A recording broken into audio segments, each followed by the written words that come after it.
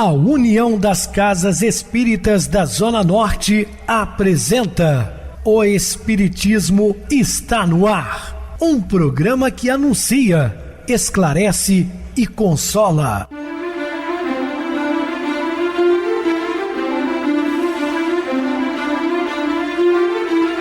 Não se turve vosso coração. Credes em Deus, credes também em mim. Na casa de meu pai há muitas moradas. Se assim não fora, eu vou-los teria dito, pois vou preparar-vos lugar. O Espiritismo está no ar. Sintonize esta frequência. Pare, pense na vida, faça perguntas. Uma ótima noite para você, muito obrigado pelo carinho, pela sintonia. Rádio Clube FM, sua voz e a nossa voz. Estamos no ar de segunda a sexta, desde 2014, pela emissora, depois também pelo YouTube, o canal Viver _ Melhor. Se inscreva, deixa seu like, sua opinião, sempre importante para nós. Ou acesse o YouTube, digite o Espiritismo está no ar, lá encontrarão vários programas, inclusive o do dia. Recebo carinhosamente meu querido amigo, espiritista, trabalhador da Casa Espírita Maria de Nazaré, Adilson Reis. Uma boa noite, seja muito bem-vindo. Boa noite, Pedrosa, boa noite a você, ouvinte da Rádio Clube FM, sejam todos bem-vindos a mais uma edição do programa Espiritismo está no ar. Vamos estudar e aprender juntos, que Jesus nos abençoe. Bem, meus irmãos, vamos estudar sobre imensidade sem limites. Dúvidas? Entre em contato conosco, ligando para Clube FM, 0 operadora 32, seu WhatsApp 999327758. Quer falar comigo? Utilize a TIM 988012675, WhatsApp 9844949, novamente 59. O e-mail, o Espiritismo está no ar, @hotmail.com. Interajam conosco, façam perguntas, tirem dúvidas, podem dar sugestões ao programa. Estamos à disposição dos ouvintes. Vamos agora para aquele momento muito especial, que é o nosso momento de oração. Sintonize esta frequência. O Espiritismo está no ar. Momento de oração. Faça tudo com alegria. Nada de contrariedade, nada de aborrecimento. Se esforce para transformar a tristeza em alegria. A tarefa realizada alegremente, o comportamento jovial e descontraído são fontes de saúde e paz. Mesmo em dificuldades, esconda a tristeza e faça brotar a alegria. Ela toma sabor especial, lhe dá a certeza de saber dominar-se, aumenta o seu equilíbrio interior. Você se sente outra pessoa. Comandar as emoções é sinal de que somos capazes de construir o nosso próprio destino. Estamos apresentando O Espiritismo está no ar. Bem, meus amados irmãos, estamos de volta com o assunto da noite, falando sobre imensidade sem limites. Ao se referir às propriedades da natureza universal, e quando falamos em natureza universal, estamos implicitamente falando de Deus. Galileu Galilei as definiu como imensidade sem limites e também eternidade sem limites. Está registrado no livro A Gênese, capítulo 6, página 106. A Gênese, não o Gênesis. O Gênesis é um livro da Bíblia, do Pentateuco mosaico. Aqui é do Pentateuco kardeciano. Prender-se que é o absurdo e diminuto planeta que nos aconselha se transforme no centro das atenções gerais do Criador, imensa e eternamente ilimitado. É de uma infantilidade que atinge as raias do ridículo. Imaginar que o planeta é o centro das atenções divinas realmente é infantilidade imensa, né? Imaginar que só nós somos habitados, somos seres inteligentes povoando esse planeta. Existem seres muito mais inteligentes do que nós, que estão a anos-luz à nossa frente, entende? Essa não é, contudo, a lição mais relevante que se retira do relato de João, o evangelista, que também escreveu Apocalipse. De acordo com a questão 172 e seguinte de O Livro dos Espíritos, vivemos sucessivamente em mundos diferentes, e as nossas reencarnações aqui não são as primeiras, nem serão as últimas, embora se tratem das mais materiais e distantes da perfeição. André Luiz também deixa claro isso, que o homem não está reencarnado pela primeira vez, mesmo aqueles espíritos mais primitivos, mais rudimentares, que aqui se encontram, já encarnaram em outros tempos, talvez em outros mundos, mas não estão aqui pela primeira vez. As inúmeras moradas da casa do Pai são, portanto, os variados lugares que os espíritos encarnados e também desencarnados ocupam, levando-se sempre em conta o grau de evolução e de merecimento de cada um. Lógico, né? Isso é indiscutível. Os espíritos que se não lograram progredir reencarnam em mundos que lhes são afins. Ao retornarem ao plano espiritual, permanecem ligados aos mesmos interesses materiais que cultivaram enquanto encarnados. A gente sempre fala que no mundo regenerador, ao longo deste milênio, muitos irmãos, infelizmente, serão banidos. Não terão oportunidade de retornar ao planeta, uma vez que não estão evoluindo de acordo com as necessidades, né? Então serão banidos, como aconteceu com os capelinos que aqui chegaram. Aglomeram-se em colônias com os que guardam hábitos e costumes idênticos aos seus, ou continuam vivendo nos mesmos ambientes que frequentavam durante o estágio na carne. Por seu lado, os que já alcançaram um patamar mais elevado situam-se em mundos mais adiantados e menos materiais. Todavia, muitos, tocados de compaixão e de amor para com aqueles que persistem em estacionar nas zonas atrasadas dos diferentes planetas, permanecem voluntariamente em suas esferas, desempenhando tarefas e encargos verdadeiramente sacrificiais, a exemplo do que sabiamente ocorre com relação ao Bezerra de Menezes. Nós sabemos perfeitamente disso, que o Bezerra de Menezes foi convidado a estagiar em mundos mais elevados, e pedindo ele diretamente a Maria Santíssima, foi autorizado que ele permanecesse aqui auxiliando os desencarnados, principalmente nos carnavais, né, quando tem aquelas desencarnes por overdose, acidentes de carro. Bezerra está com sua equipe trabalhando como socorrista de plantão. E assim fazem apenas tão somente em razão de um único sentimento, que é o amor. As palavras do Mestre contêm, pois, radiosa promessa de esperança, porquanto nos assegura que onde estiver, aí haveremos de estar também. Ele não escondeu que o seu lugar era junto de Deus. Naqueles dias conhecereis que estou em meu Pai, e vós em mim, e eu em vós. João 14, 20. Isso significa, pois, a certeza de que nossa definição final, uma vez percorridos os longos caminhos da reencarnação na Terra e em outros mundos nas quais se fazem necessária a nossa presença, não foi uma promessa que se destina somente aos apóstolos ou seus seguidores mais próximos cronologicamente, mas toda a humanidade frágil, equivocada, sofredora e sofrida de ontem, de hoje e de amanhã. Eu não fui enviado senão as ovelhas perdidas da casa de Israel. Mateus capítulo 15, versículo 24. Então, Jesus veio para todos.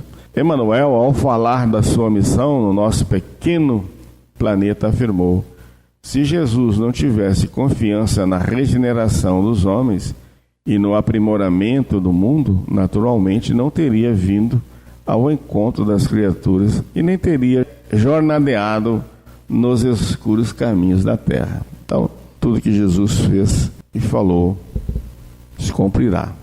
O Cristo assumiu para conosco o compromisso de nos levar para junto dele, no lugar que lhe cabe de direito junto ao Pai. E ele fala bem assim, depois que eu tenha ido e que houver preparado o lugar, voltarei e vos tomarei para mim, a fim de que onde eu estiver, também vós aí estejais. João capítulo 14, versículo 3. Além da demonstração do seu incomensurável amor, sua atitude revela a universalidade do Evangelho e a rejeição do sectarismo e do radicalismo religioso. Eu sempre gosto de combater essas ideias de radicalismo, né?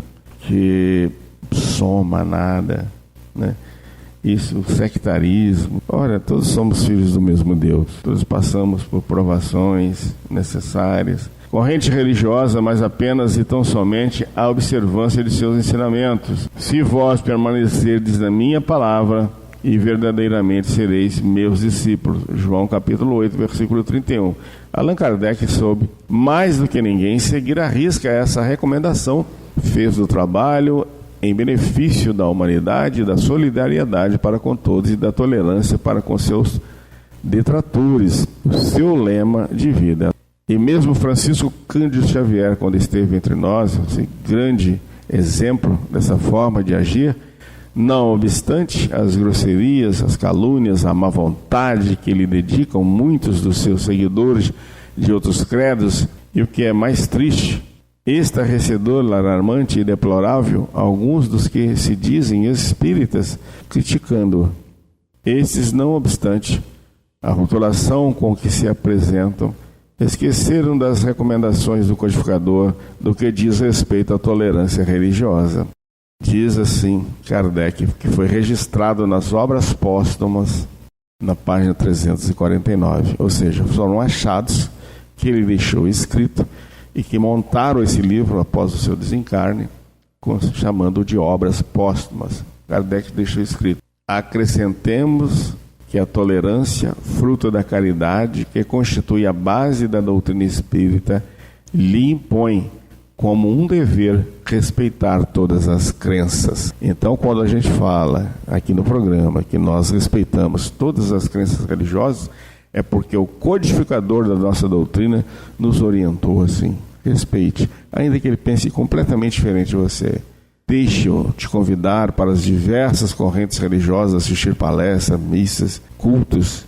Saiba que você não vai tê-lo junto de si se o convidar. Mesmo assim, respeite. Evidentemente, não se pode levar em conta as religiões da ferocidade, da brutalidade e do terror dos tempos imemoriais e que a Idade Média consagrou sob a máscara do cristianismo, cujo sentido foi inteiramente deturpado pelo homem. O amai-vos uns aos outros cedeu lugar ao odiai-vos uns aos outros, desde que não pense conforme o que a Igreja ordena. A própria reforma descambou para caminhos indesejáveis e o homem continuou ferindo, matando e trucidando em nome de Jesus.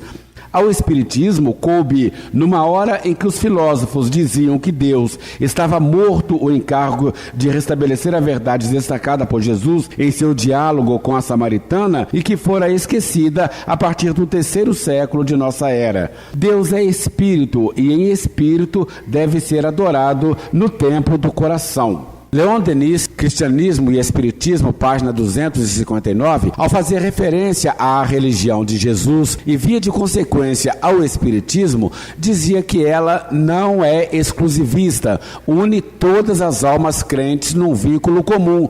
Prende todos os seres que pensam, sentem, amam e sofrem no mesmo amplexo e uma só comunhão de amor. É a forma simples e sublime que vai direta ao coração, comove e engrandece o homem, franqueia-lhe as infinitas sendas do ideal. Aos cristãos, sem distinção do ramo a que pertençam, incumbe o dever de agir segundo a regra áurea do cristianismo, traduzida pelo não fazer aos outros aquilo que não desejaria que os outros lhe fizessem, que, embora sendo uma norma cristã, encontra ressonância no próprio ordenamento jurídico dos povos, ao ponto de constituir numa máxima do direito romano em que pese ao enunciado diferente: viver honestamente não é prejudicar a terceiros, dar a cada um o que é seu. E a nós, espíritas, a obrigação de, pelo exemplo de nossas vidas, vivenciá-la diuturnamente, disseminando a tolerância e a fraternidade entre os homens, principalmente no que diz respeito ao nosso relacionamento com os demais companheiros de ideal. Diante disso, não se turbe o nosso coração, pois à nossa espera se acham as diversas moradas da casa do Pai, e a elas teremos acesso na proporção exata do nosso merecimento e das nossas obras. Ouvistes o que eu vos disse: vou e venho para vós. Se me amasseis, certamente exultaríeis por ter dito: vou para o Pai, porque o Pai é maior do que eu. João, capítulo 14, versículo 28. A deificação de Jesus teve suas origens na absorção pelo cristianismo das crenças e tradições de outras religiões, principalmente daquelas que faziam parte das tradições hebraicas. Os judeus trouxeram do cativeiro a ideia de que os filhos dos deuses, ou até mesmo os deuses, depois de gerados por virgens e fecundados pela própria divindade, costumavam viver entre os homens. Aí reside a principal explicação para o dogma da Imaculada Conceição. Admitiu também a comunicação direta entre Deus e os homens, fato que se dava através do que se chamava de um Espírito Santo. Além dessas duas crenças, comuns à maioria das religiões antigas, inúmeras outras foram absorvidas pelo cristianismo dentro de uma estratégia muito mais política do que religiosa, visando, sobretudo, conciliar os interesses com o poder constituído. Começava assim o cesarismo romano e a Igreja passava, segundo Emmanuel, a estar, no decurso dos séculos, sempre com César. Uma delas se constitui num dos mais fortes argumentos da natureza divina de Jesus. Foi a acolhida das diversas trindades existentes em quase todas as religiões do passado, das quais a mais conhecida é a Trimurti Brahmani, composta de Brahma, Vishnu e Shiva, que convivia com as da Acádia, Sim, Shamash e Istar, de Muri, Anat, Dagma e Adu, da Suméria, An, Eliu e Enki, da Babilônia, Marduk, Baal, Shamash e Haddad, da China, Fu, Lo e Shu, e da Cananeia, Baal, Van e Mot. Elas foram convenientemente adaptadas nas pessoas do Pai, do Filho e do Espírito Santo, ensejando a criação do dogma da Santíssima Trindade, o que ocorreu no Concílio de Constantinopla I, realizado em 381, sob a tutela de Teodósio I. Anteriormente, em 325, no Concílio de Nicéia, a divindade de Jesus já havia sido adotada, mediante violência e ameaça de excomunhão. Na oportunidade, foi formalmente condenado o arianismo, seita fundada por Ário, sacerdote de Alexandria, cuja principal divergência com os teólogos era a negação da natureza divina do Messias. Sustentava que o Filho teria que, naturalmente, ser inferior ao Pai, razão porque Jesus era inferior e distinto de Deus. Para a Igreja Romana, a questão era e é de fundamental importância. A sua negativa implica, segundo seus doutores, um profundo abalo na sua doutrina. Em sua História da Igreja, Livraria José Olímpio, editora, 1954, página 43, o padre Álvaro Negromonte insurge-se contra o astucioso herege Ário e afirma que a sua concepção destruía os próprios fundamentos do cristianismo, a Trindade, a Eucaristia, a redenção. Não obstante, esse pilar do cristianismo de Roma somente foi acatado por 300 dos 2.084 prelados que compareceram ao aludido concílio. Nos relatos dos 4 evangelistas, não existe uma só palavra que autorize ou justifique a ideia de que Jesus era Deus. Ele sempre se colocou na condição de seu filho, ressaltando ainda que também nós participamos dessa situação. Jamais afirmou, admitiu ou insinuou uma ou outra espécie de relação e em suas palavras e ações não se encontra qualquer indício de uma possível identidade física. Melhor seria identidade ontológica com Deus. Tudo não passa de mera e fantasiosa criação humana.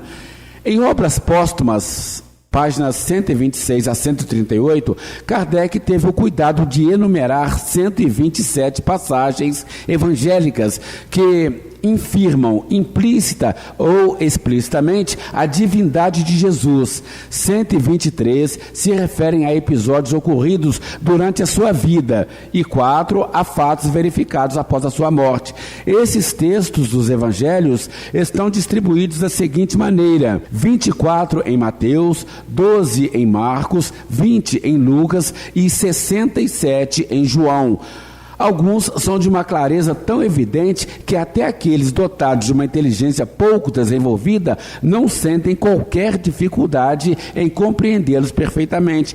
Como exemplo, poderíamos invocar os capítulos 19, versículos 16 e 17 de Mateus, capítulo 10, versículos 17 e 18 de Marcos e capítulo 18, versículo 18 e 19 de João, cujos conteúdos são idênticos, contendo apenas ligeiras diferenças na redação. E eis que, aproximando-se dele um mancebo, disse-lhe: Bom mestre, que farei para conseguir a vida eterna? E ele disse-lhe: Por que me chamais de bom? Não há bom senão um só, que é Deus. Se queres, porém, entrar na vida, guarda os mandamentos. A resposta do bom mestre enseja algumas conclusões, a saber, primeira, a certeza da unicidade de Deus, afirmada peremptoriamente. Segunda, se Jesus fosse realmente Deus, não teria rejeitado o qualitativo de bom, por se tratar de um atributo próprio da divindade. Recordemo-nos, mais uma vez, de que ele constantemente enfatizava a necessidade de o sim para ser sim, e o não sempre não. Terceira, a inferioridade natural do Filho, Jesus, em relação ao Pai, Deus, situação que a Trindade Santa não acata. Poderíamos alinhar uma série de outras afirmativas em que Jesus põe em relevo a sua inferioridade em relação a Deus. Esse fato exclui qualquer semelhança, identificação ou confusão entre Deus, Pai e Criador, e Jesus, Filho e criatura, não obstante o seu superlativo grau de evolução espiritual, principalmente se levarmos em conta que se alguma coisa é inferior à outra, elas não podem ser iguais. Na questão 625 de O Livro dos Espíritos, a espiritualidade esclarece que Jesus foi o tipo mais perfeito que Deus ofereceu ao homem para lhe servir de guia e de modelo. E Allan Kardec, em seus comentários à resposta, propôs à nossa reflexão as seguintes considerações. Jesus é para o homem o modelo de perfeição moral que a humanidade pode pretender sobre a terra. Deus nos oferece como o mais perfeito modelo, e a doutrina que ensinou é a mais pura expressão de sua lei, porque ele estava animado do Espírito Divino e foi o ser mais puro que apareceu sobre a terra. Se alguns daqueles que pretenderem instruir o homem na lei de Deus, algumas vezes o extraviaram por meio de falsos princípios, foi por se deixarem dominar eles mesmos por sentimentos muito terrestres e por terem confundido as leis que regem as condições da alma com aquelas que regem a vida do corpo.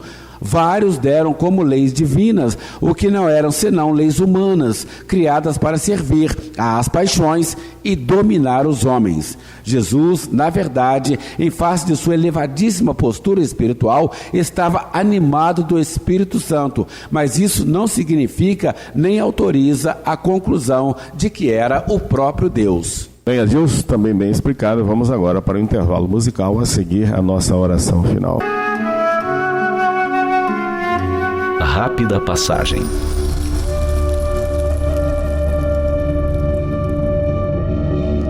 Conta-se que no século passado, um turista americano foi à cidade do Cairo, no Egito. Seu objetivo era visitar um famoso rabino. O turista ficou surpreso ao ver que o rabino morava num quarto simples, cheio de livros. As únicas peças de mobília eram uma mesa e um banco. "Onde estão os seus móveis?", perguntou o turista. E o rabino bem depressa perguntou também: "Onde estão os seus?" "Os meus?", disse o turista. "Mas eu estou aqui de passagem." "Eu também", falou o rabino.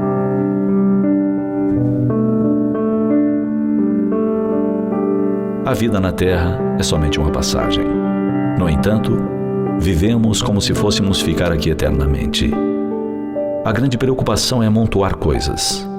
São casas na cidade, na praia, no campo, no exterior. Vários carros de cores, marcas e potências diferentes para ocasiões diversas. Inúmeras roupas, dezenas de calçados, prédios, terrenos, joias. Quanto mais se possui, mais se deseja. Justo que o homem anseie pela casa confortável, vestimenta adequada à estação, boa alimentação. Tudo isso faz parte da vida material. São coisas necessárias para nos manter e podermos gozar de relativa segurança.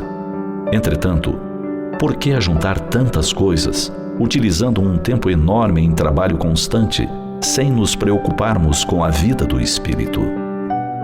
De um modo geral, afirmamos que não temos tempo para orar, para ler e estudar a respeito do mundo espiritual, do porquê nascemos e vivemos. Nossa preocupação é exclusivamente no campo profissional, para ter sucesso, ganhar sempre mais. Esta maneira de pensar é tão forte em nós que, ao auxiliarmos nossos filhos a se decidirem por essa ou aquela profissão, costumeiramente sugerimos que eles escolham a mais rendosa. Aquela profissão que, num tempo muito curto, trará excelente retorno. Preocupamo-nos com as notas da escola, com seu desempenho nos esportes, nas artes. Tudo muito correto. Mas e quanto ao espírito? Quando teremos tempo para lhes falar de Deus, da alma, de Jesus, da lei de amor? Quando nós mesmos teremos tempo para frequentar um templo religioso, para ajuntar tesouros espirituais, trabalhando as virtudes em nós? Lembremos que a vida no corpo é uma passagem apenas. Vivamos bem, mas de forma sábia. Também cultivemos as coisas do espírito, preparando a nossa vida para além da tumba.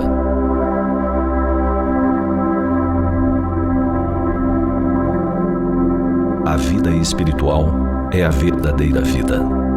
A vida terrena é breve e tem por objetivo o progresso do espírito.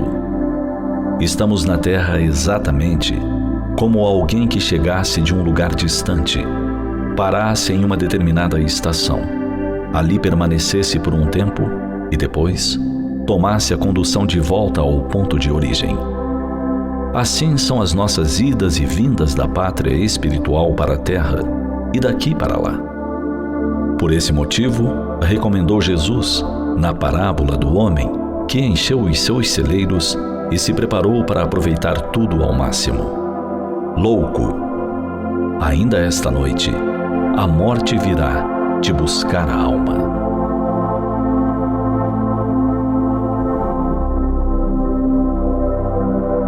Sintonize esta frequência. O Espiritismo está no ar. Momento de oração. Senhor Jesus e Mestre, estamos apostos mais uma vez, agradecidos pela presença amiga dos benfeitores espirituais que sempre estão nos intuindo, nos dirigindo para deixar o programa mais leve, com a mensagem verdadeira de Jesus e da doutrina dos Espíritos. Sem o auxílio do alto, não conseguiríamos trabalhar há tantos anos à frente dos microfones, levando uma mensagem consoladora do Mestre. Portanto, nós somos gratos pela oportunidade de trabalho no bem. Que Jesus continue nos abençoando e a todos os nossos amados irmãos ouvintes. Meu querido irmão Adilson, suas despedidas? Drosa, falando em gratidão, então eu tenho muita gratidão pela oportunidade de estar no programa O Espiritismo Está no Ar, participando, estudando e aprendendo junto com você. E como eu digo sempre, estaremos dispostos a outras oportunidades, assim Jesus nos permitindo. Obrigado a todos pela companhia, tenham todos uma boa noite, muita paz, que Jesus nos abençoe. Boa noite para você, Adilson, muito obrigado pelo apoio aqui no programa. Boa noite também a todos os amados irmãos ouvintes do YouTube, internautas do Brasil, do exterior, nossos irmãos da Zona Norte e de Juiz de Fora que nos acompanham com a rádio local 87,9 Rádio Clube FM. Continuem ligados ouvindo a nossa próxima atração, o programa Batidão com o DJ Tico, a seguir na voz de Ailton Moreno, Encontro Central. Boa noite a todos e até amanhã, se Deus quiser.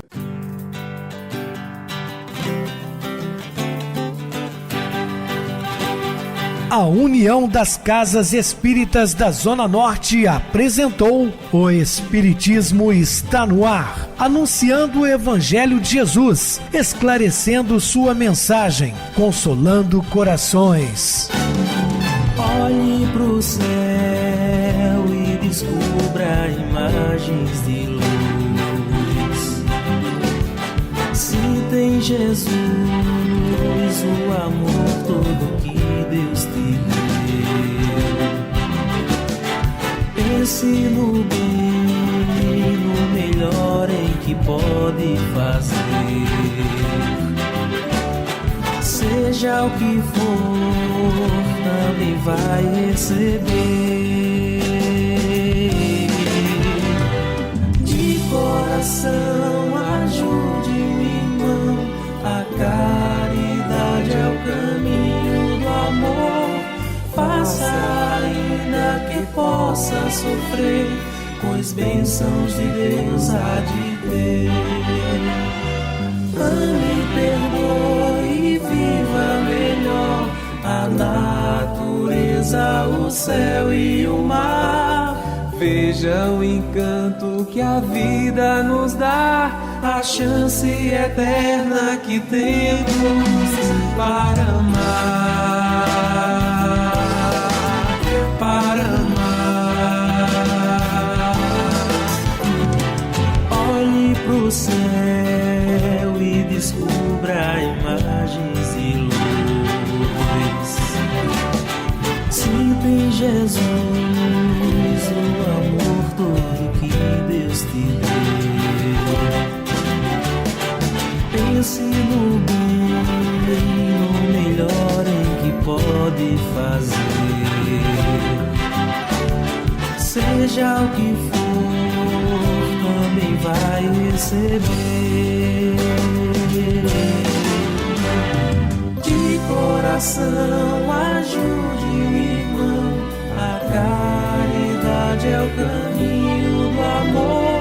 Faça ainda que possa sofrer, pois bênçãos de Deus há de ter. Ame, perdoe e viva melhor a natureza, o céu e o mar. Veja o encanto que a vida nos dá, a chance eterna que temos para amar.